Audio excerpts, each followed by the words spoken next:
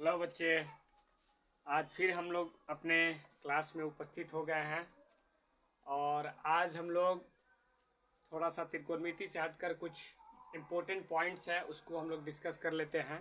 जैसे वर्ग और वर्गमूल, ठीक है, जो 10वीं में इसका ज़्यादा उपयोग है, क्योंकि हम लोग देखते हैं कि मेंसुरेशन यानी क्षेत्रमिति हो या फिर और भी कहीं कहीं पर वर्ग का ज़्यादा यूज होता है। जैसे वर्ग निकालना रहता है, डायरेक्ट वर्ग को लिखना रहता है कि अगर मान लीजिए छोटा सा वर्ग है तो उसका अगर निकालना है तो वो आसानी से निकल जाता है, लेकिन यही अगर बड़ा वर्ग है तो बड़ा वर्ग निकालने के लिए हमें मल्टीप्लाई करके तब निकालना पड़ता है, ठीक है।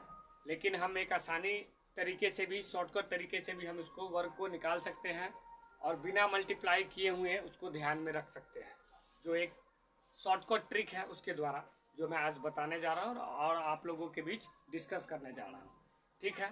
तो ध्यान से देखिए और इसको समझिए, ठीक है। तो यहाँ पर हम लिखते हैं वर्ग, क्या लिखते हैं आज का टॉपिक वर्ग यानी स्क्वायर। क्या है? स्क्वायर। इसका यूज जो है वो आपके मेंसुरेशन चैप्टर में आता है, हर एक चीज़ में आएगा मेंसुरेशन के टॉपिक में। जैसे सिलेंडर हो गया, यानी बेलन हो गया, कोन यानी शंकु हो गया, स्पेयर यानी गोला हो गया, या फिर घन और घनाभ यानी क्यूब और क्यूबॉइड हो गया। तो जहाँ भी उसका आयतन या पृष्ठ क्षेत्रफल निकालेंगे तो वहाँ वर्ग का यूज ज़रूर होगा।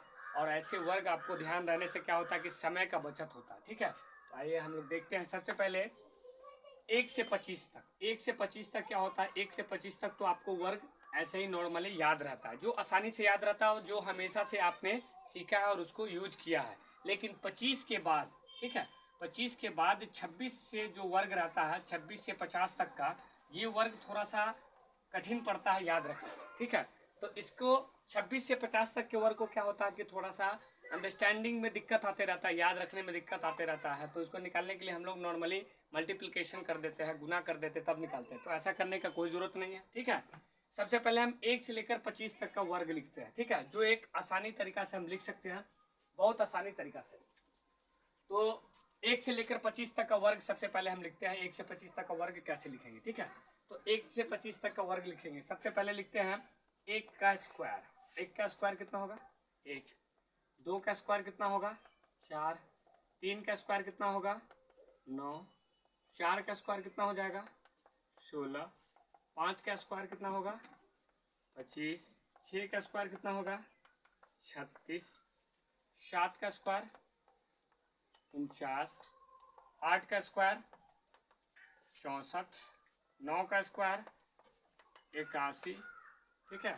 10 का स्क्वायर 10 का स्क्वायर, तो 10 का स्क्वायर होता है 100। 11 का स्क्वायर होता है 121। 12 का स्क्वायर होता है 144। 13 का स्क्वायर होता है 200। 13 का स्क्वायर होता है 169 होता है, सॉरी 169, ठीक है। 14 का स्क्वायर होता है 196, ठीक है।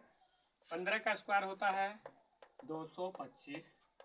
16 का स्क्वायर होता है 256। 17 का स्क्वायर होता है, यानी 17 का वर्ग होता है, स्क्वायर को हिंदी में वर्ग कहते हैं। 17 का वर्ग होता है 289। 18 का स्क्वायर यानी वर्ग होता है 324। 19 का स्क्वायर,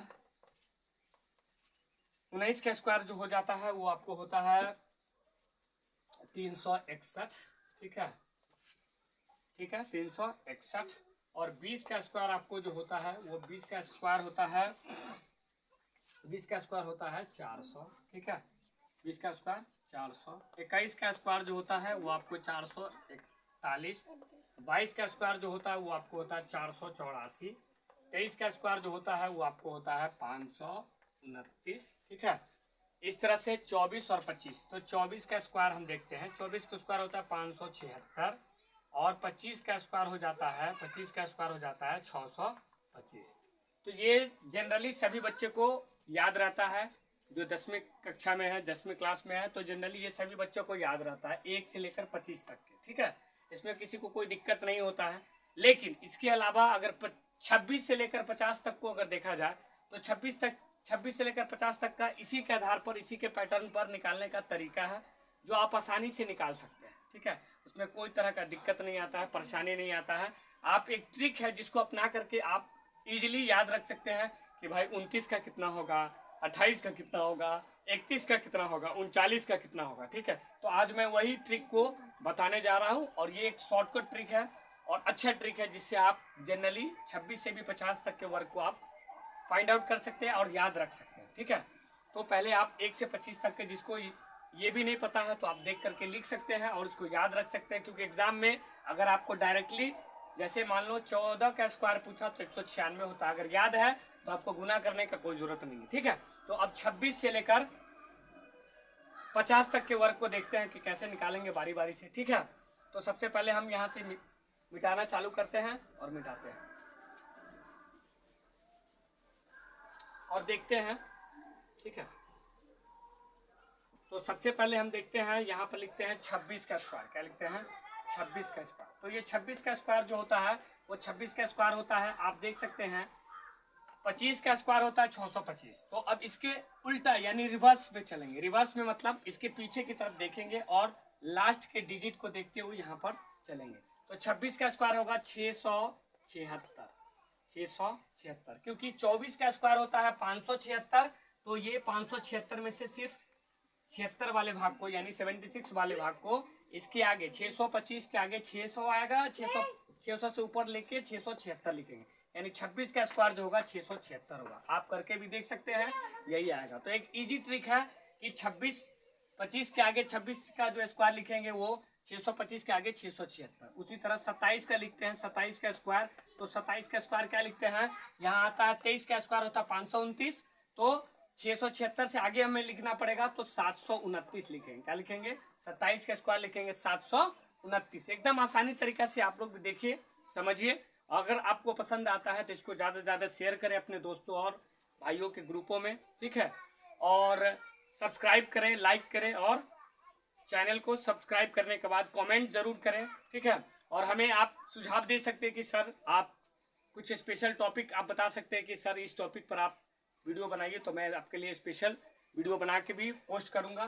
ठीक है, उसके बाद हम देखते हैं 28। तो 28 का स्क्वायर करते हैं। तो 28 का स्क्वायर करेंगे तो इसके आगे आना चाहिए, 729 के आगे आना चाहिए। तो 729 के आगे आएगा और इसके पीछे तरफ हम देखते जाएंगे तो इसके बाद आता है 22 का स्क्वायर जिसमें होता है 484। तो इसमें लिखेंगे, अब ये 784 इसमें लिखाएगा। क्या लिखाएगा? 784। क्या लिखाएगा? 784, यानी 28 का जो स्क्वायर होगा वो हो जाएगा 784। ठीक है, अब उसी तरह 29 का स्क्वायर देखेंगे तो 29 का स्क्वायर हो जाएगा इसके रिवर्स में, इसके पीछे चलते रहेंगे। तो 29 का स्क्वायर करते हैं तो यहाँ है 441, तो इसमें आ जाएगा। यहाँ तो 741 तो लिख नहीं सकते, तो यहाँ लिखेंगे 841। 29 का स्क्वायर हो जाएगा 841। ठीक है, फिर उसी तरह अगर 30 का स्क्वायर देखेंगे तो 30 का स्क्वायर होता है, क्योंकि 20 का स्क्वायर 400 होता है, यानी लास्ट का 2 डिजिट जो है 00 है, तो यानी इसके आगे जो होगा 900 और उस पर ये 0 आने के बाद वो 900 हो जाएगा। ठीक है, तो इस हिसाब से आप देख सकते हैं कि ये 900 हो जाएगा 30 का स्क्वायर। ठीक है, इसके आगे भी हम देख सकते हैं, इसी पैटर्न पर बस आपको देखते जाना है और आपको निकालते जाना है। जैसे हम 31 का स्क्वायर देखते हैं, अगर 31 का स्क्वायर करते हैं तो हम क्या पाते हैं कि 31 का स्क्वायर क्या पाते हैं, अगर 19 का स्क्वायर 361 है तो 31 का स्क्वायर हम लोग क्या पाएंगे, 31 का स्क्वायर देखेंगे 961। क्या देखेंगे? 961। क्या देखेंगे?